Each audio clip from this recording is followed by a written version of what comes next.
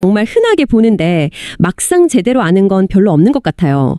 어디서부터 시작해 볼까요? 주차장 종류가 이게 법적으로 나뉜다면서요. 그게 단순히 바뀌냐 아니냐 뭐 그런 문제는 아니라면서요? 네, 맞아요. 흔히 이제 옥내, 옥외 이렇게 물리적인 형태로 구분할 것 같지만 주차장법은 좀 다르게 접근합니다. 도로와의 관계, 그러니까 어디에 설치되느냐가 핵심 기준이에요. 크게 노상주차장, 노외주차장, 그리고 부설주차장 이렇게 세 가지로 나뉩니다. 옥외라는 건 이 세 가지 법적 유형 모두에 해당될 수 있는 그냥 물리적인 특징일 뿐인 거죠. 아하, 그렇군요. 법은 위치랑 기능에 더 관심이 있군요. 그럼 하나씩 좀 풀어보죠. 노상주차장은 이름 그대로 길 위에 있는 건가요? 정확합니다. 도로의 일부 구간에 설치되는 주차장이고 이건 지방자치단체만 설치할 수 있어요. 아무래도 도로 위에 있다 보니까 교통흐름에 영향을 줄 수 있어서요. 그 너비가 6m 미만인 좁은 도로나 경사가 심한 곳에는 설치가 불가능합니다. 기준이 꽤 까다로운 편이죠. 그래서 주로 단기 주차 수요를 해결하기 위해 설치되고 당연히 이건 전부 옥외 형태입니다. 그럼 노외 주차장은요? 이게 우리가 보통 생각하는 그냥 주차장에 제일 가까운 개념 같아요. 네. 맞아요. 도로가 아닌 다른 부지에 설치되는 주차장입니다. 여러분이 이용하시는 대부분의 공영주차장이나 민영주차장이 바로 이 노외주차장에 해당됩니다. 그 평평한 땅에 주차선만 그어놓은 지평식, 그러니까 평면식도 있고요. 여러 층짜리 건물 형태인 입체식도 가능해요. 옥외주차장이라고 하면 법적으로는 이 노외주차장이 가장 흔한 형태라고 볼 수 있습니다. 마지막으로 부설주차장은 그럼 건물에 딸린 걸 말하는 거군요. 마트나 백화점 가면 꼭 있는 그런 주차장이요. 그죠? 네, 맞습니다. 건물이나 골프 연습장, 상가 같은 주요 시설을 이용하는 사람들을 위해서 법적으로 일정 규모 이상 확보하도록 의무화된 경우가 많습니다. 이건 지하 주차장처럼 옥내에 있을 수도 있고 말씀하신 마트, 옥외 주차장처럼 지상, 그러니까 옥외에 있을 수도 있어요. 그러니까 법적으로는 부설 주차장이지만 우리 눈에는 그냥 옥외 주차장으로 보이는 거죠. 아, 법적 분류를 보니까 좀 명확해지네요. 근데 이런 주차장들을 누가 운영하느냐에 따라서도 나뉜다고요? 공영과 민영, 이건 아무래도 요금 차이가 가장 클 것 같은데요. 그렇죠. 운영 주체에 따라 목적 자체가 다르니까요. 공영 주차장은 지자체가 만들고 운영하는데 주차 질서를 잡고 교통 흐름을 원활하게 하는 등 공공의 이익이 우선입니다. 수익보다는 서비스 제공이 목적이라서 요금이 민영보다 훨씬 저렴해요. 많게는 600까지 차이 나기도 하고요. 저공해 차련, 장애인, 다자녀 가구 등을 위한 할인 혜택도 다양하게 제공됩니다. 반면에 민영은 철저히 수익 중심이겠군요. 네, 그렇죠. 개인이나 법인이 이익을 내기 위해 운영하는 거죠. 그래서 요금은 시장 상황에 따라서 소유주가 자유롭게 정합니다. 입지가 좋거나 수요가 많은 곳은 좀 비싸게 받을 수 있는 거고요. 근데 이렇게 공영과 민영으로 나뉘고 또 법적 유형이 다르다 보니 좀 비효율적인 면도 있다고요. 서울시만 해도 등록된 차보다 주차 면수가 1.27배나 많다는데 왜 주차난은 여전한 걸까요? 이상하네요. 바로 그 지점이 중요합니다. 이게 시간과 공간의 불일치 문제인데요. 예를 들어서 낮 시간에는 주택가 주차장은 텅 비어있고 밤에는 반대로 업무지구 주차장이 비어있죠. 공영 주차장은 싸니까 늘 만차인데 비싼 민영은 또 비어있는 시간대가 생기고요. 그러니까 전체 주차 면수는 충분할지 몰라도 정말 필요한 시간과 장소에 쓸 수 있는 주차 공간이 부족한 거예요. 아, 그래서 등장한 게 공유 주차 개념이군요. 그 비어있는 남의 주차 공간을 잠깐 빌려 쓰는 거잖아요. 맞습니다. 이걸 가능하게 하는 게 이제 IoT 센서라던가 스마트폰 앱 같은 기술이죠. 거주자 우선 주차 배역이나 아니면 특정 시간대에 비는 개인 소유 주차 공간을 실시간으로 파악해서 필요한 사람에게 연결해 주는 거예요. 이건 단순히 편의성을 높이는 차원을 넘어서 주차 공간을 묶여있는 부동산이 아니라 필요에 따라 흐르는 자산, 패러다임의 전환이라고 할 수 있습니다. 고정된 공급을 늘리는 게 아니라 이미 있는 자원의 활용도를 극대화하는 거죠. 오, 흥미로운 접근이네요. 주차하는 방식에 따른 구분도 있죠. 직접 운전해서 넣는 거랑 기계가 넣어주는 거요. 네, 자주식과 기계식으로 나뉩니다. 자주식은 운전자가 직접 주차 공간까지 차를 몰고 가서 주차하는 우리에게 가장 익숙한 방식입니다. 구조가 단순해서 유지관리는 쉬운데 차가 오가는 통로, 즉 차로 공간이 반드시 필요해서 땅을 좀 넓게 써야 한다는 단점이 있습니다. 토지 이용 효율은 좀 낮은 편이죠. 반면 기계식 주차장은 주차 타워처럼 기계 장치를 이용해서 차를 자동으로 옮기고 보관하는 방식입니다. 차로 공간을 최소화할 수 있어서 같은 면적에 훨씬 많은 차를 주차할 수 있어요. 그래서 땅값이 비싼 도심에서 법적 주차 대수를 채워야 할 때 아주 유용합니다. 다만 이게 기계 설비다 보니 안전관리가 무엇보다 중요하고 정기적인 점검과 유지보수가 필수적이죠. 자, 그럼 이제 법적 분류나 운영 방식 말고 실제 우리 눈에 보이는 옥외 주차장의 다양한 모습들을 좀 더 구체적으로 살펴볼까요? 가장 기본적인 건 역시 너른 땅에 선 그어놓은 평면 주차장이겠죠. 제일 흔한 형태요. 네, 지평식 주차장이라고도 하죠. 가장 단순한 형태입니다. 건설 비용이 적게 들고 차를 넣고 빼기 편하다는 장점이 있지만 말씀하신 대로 땅을 가장 비효율적으로 쓰는 방식이기도 해요. 그래서 주로 땅값이 상대적으로 저렴한 교외 지역의 부설 주차장이나 임시 주차 공간으로 많이 활용됩니다. 도심에서는 땅 효율이 중요하니까 여러 층으로 된 주차장을 많이 보게 되는데요. 철골 구조물 같은 걸로 지어서 이렇게 뻥 뚫려 있는 형태도 있던데 이것도 5개 주차장 있나요? 그 건물 옥상 주차장처럼요? 맞습니다. 건축물식 주차장이라고 하는데 벽으로 완전히 막혀 있지 않고 개방된 구조라면 5개로 분류될 수 있습니다. 옥상 주차장도 마찬가지고요. 이건 평면 주차장의 낮은 토지 효율과 완전히 밀폐된 건물이나 좀 복잡한 기계식 시스템의 높은 비용 사이에서 일종의 절충안이라고 볼 수 있어요. 실제로 완전 밀폐형 건물 건설비의 절반, 기계식 주차 타워의 한 4분의 1 수준으로도 지을 수 있다고 하니까 경제적인 측면에서도 장점이 있죠. 아, 그렇군요. 기계식 중에서도 5개에서 자주 보는 게 그 주차 타워잖아요. 차가 대관람차처럼 빙글빙글 도는 거요. 네, 수직순환식이라고 불리는 반식입니다. 이건 정말 공간 요료를 극대화한 형태예요. 아주 좁은 땅에도 많은 차를 주차할 수 있게 해주죠. 그래서 도심의 작은 오피스텔 같은 곳에서 법적으로 요구되는 주차 대수를 맞추기 위해 많이 사용됩니다. 토지 제약이라는 문제를 공학적으로 풀어낸 결과물인 셈이죠. 다만 이게 작동 시에 소음이나 진동이 발생할 수 있다는 점은 좀 고려해야 합니다. 이외에도 2단이나 다단으로 차를 들어올리는 리프트 같은 소규모 기계 장치들도 5개에 설치되어서 주차 용량을 늘리는 데 쓰이기도 하고요. 주차장의 형태도 정말 다양하군요. 이제 바닥으로 눈을 돌려보죠. 주차장 바닥 포장재. 아스팔트냐 콘크리트냐. 이게 가장 흔한 선택지 같은데요. 각각 장단점이 뚜렷하겠죠? 네, 전형적인 공학적 그리고 경제적 선택의 문제입니다. 아스팔트는 초기 시공 비용이 콘크리트보다 한 30에서 40% 정도 저렴하고요. 시공 후에 하루만 해도 바로 사용할 수 있을 정도로 공사 기간이 짧다는 게 큰 장점입니다. 표면이 물을 잘 흘려보내서 비 오는 날에도 비교적 안전하고 주행감도 부드럽고 소음도 적은 편이죠. 하지만 수명이 한 15년에서 20년 정도로 콘크리트보다 짧고 3년에서 5년 주기로 표면 코팅 같은 유지 보수가 필요하다는 단점이 있습니다. 아, 그럼 콘크리트는 딱 반대겠네요. 처음엔 비싸도 오래가고 튼튼하다? 정확합니다. 콘크리트는 초기 비용은 비싸지만 수명이 30년 이상으로 매우 길고 특별한 유지 보수가 거의 필요 없어요. 그래서 초기 투자 비용보다 장기적인 총 소유 비용, 라이프 사이클 코스트라고 하죠, 이걸 중시한다면 더 경제적일 수 있습니다. 강도가 워낙 좋아서 대형 트럭처럼 무거운 차량이 자주 드나드는 것에 적합하고요. 또 표면이 밝아서 밤에도 잘 보이고 햇빛 반사율이 높아서 도시 열섬 현상을 완화하는 데도 약간의 도움이 됩니다. 단점은 시공 후에 굳는데 최소 7일 이상 걸리고 한번 균열이 생기면 보수가 좀 까다롭고 비용도 많이 들고요. 차가 다닐 때 소음이 아스팔트보다 크다는 점이죠. 결국 예산과 운영 계획에 따라 신중하게 결정해야 하는 문제군요. 초기 비용이냐, 장기적 효율성이냐. 와, 단순한 바닥재 선택이 아니라 거의 전략적인 결정이네요. 맞습니다. 어떤 게 절대적으로 좋다고 말하기보다는 해당 주차장의 예상 수명이라든지 예산 구조, 주요 이용 차량 등을 종합적으로 고려해서 최적의 선택을 해야 하는 거죠. 요즘엔 또 친환경적인 포장재도 많이 이야기 되잖아요. 그 투수성 포장이라는 거, 빗물을 그냥 땅으로 스며들게 하는 방식이라고 들었어요. 네, 맞아요. 이건 단순한 바닥재가 아니라 하나의 시스템으로 이해해야 합니다. 표면 자체에 미세한 구멍들이 있어서 빗물이 그대로 통과하고 그 아래 자갈층의 물이 잠시 저장되었다가 땅속으로 천천히 스며드는 구조예요. 도시에서 갑자기 비가 많이 올 때 하수도로 물이 몰리는 걸 막아서 홍수 예방에 도움이 되고 하수 처리 부담도 줄여주죠. 지하주를 채우는 효과도 있고요. 와, 환경에는 정말 좋아 보이는데 근데 이게 관리가 어렵다는 이야기도 있더라고요. 맞나요? 아주 중요한 지적입니다. 시간이 지나면서 흙먼지 같은 이물질이 표면의 구멍을 막아버릴 수 있어요. 그러면 투수 기능이 당연히 떨어지겠죠.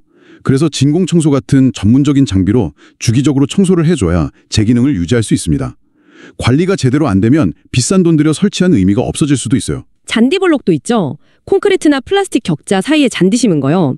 보기엔 참 좋은데 실제로는 어떤가요? 좀 불편할 것 같기도 하고. 미관상 좋고 녹지를 확보하면서 열섬 현상도 줄이고 빗물 침투에도 어느 정도 도움이 되는 하이브리드 방식입니다. 하지만 근본적인 딜레마가 있어요. 차 무게를 견딜 만큼 튼튼해야 하는데 동시에 잔디가 잘 자랄 수 있도록 공간도 확보해줘야 하거든요. 이 두 가지 요구사항 사이에서 균형을 잡는 게 쉽지 않습니다. 또 표면이 좀 울퉁불퉁해서 하이힐을 신었거나 휠체어를 이용하는 분들에게는 불편할 수 있고요. 당연히 잔디깎기 같은 조경 관리도 필요하고요. 가장 저렴해 보이는 건 자갈 포장인데요. 시골길이나 임시 주차장에서 가끔 보이죠.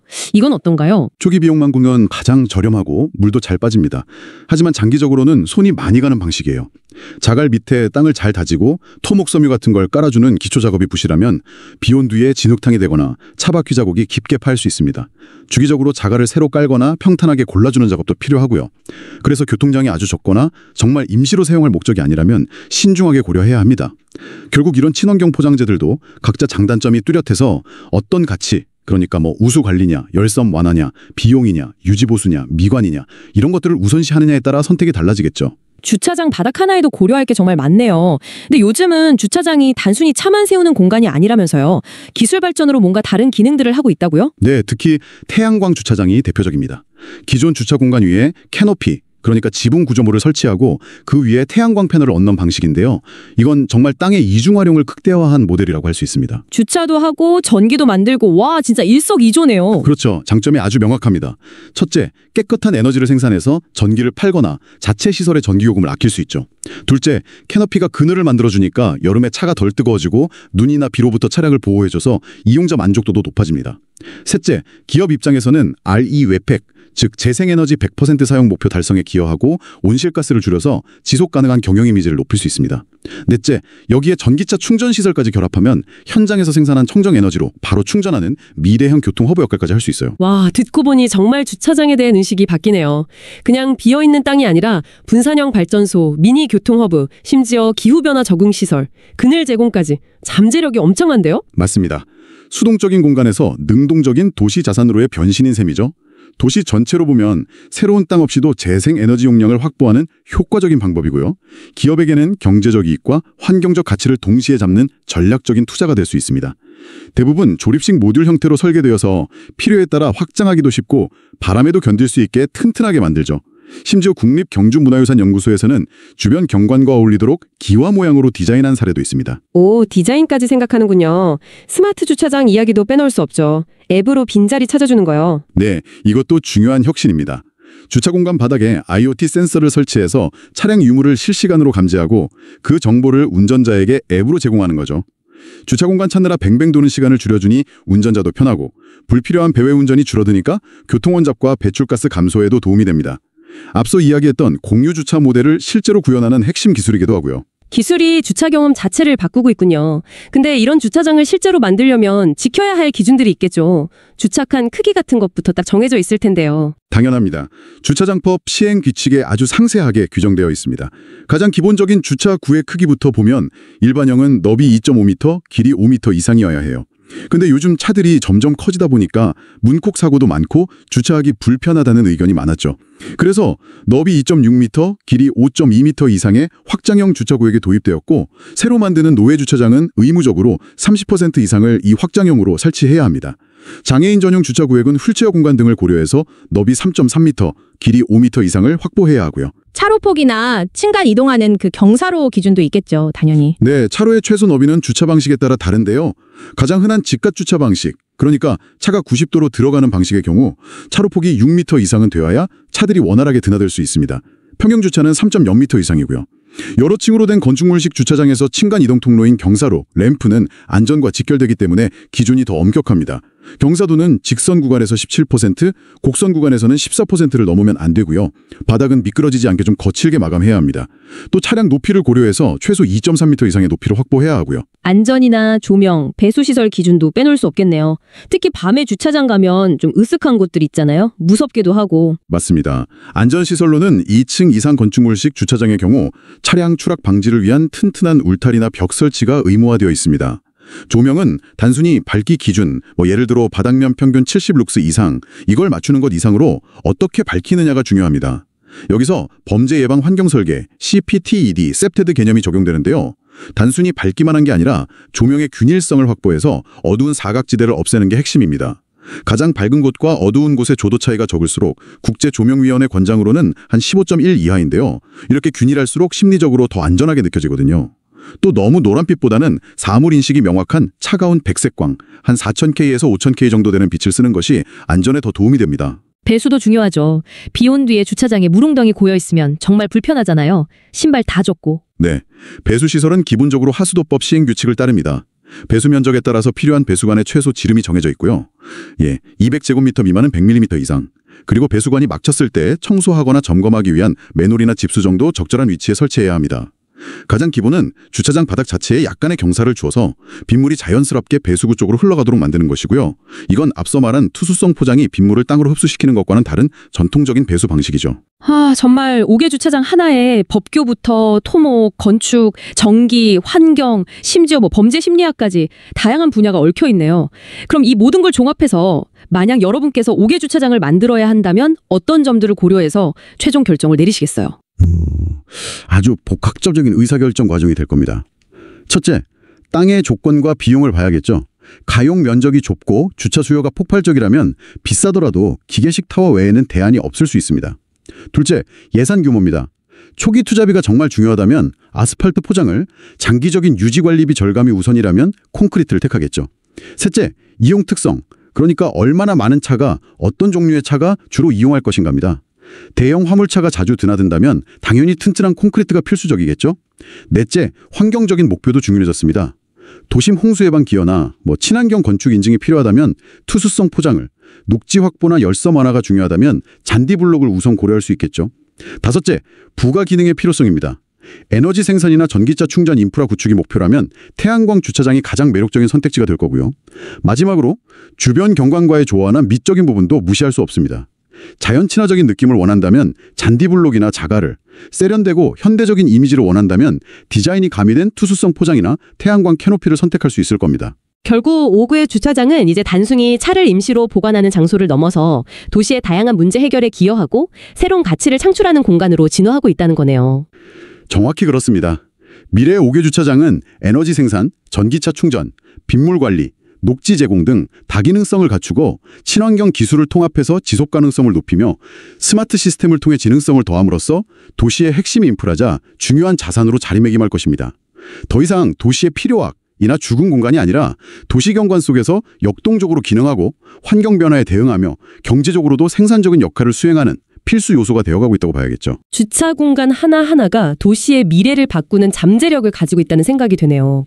그렇다면 이런 다기능 스마트 주차장이 보편화되었을 때 우리가 지금은 상상하지 못하는 또 다른 도시의 변화는 무엇일지 생각해보는 것도 흥미로울 것 같습니다.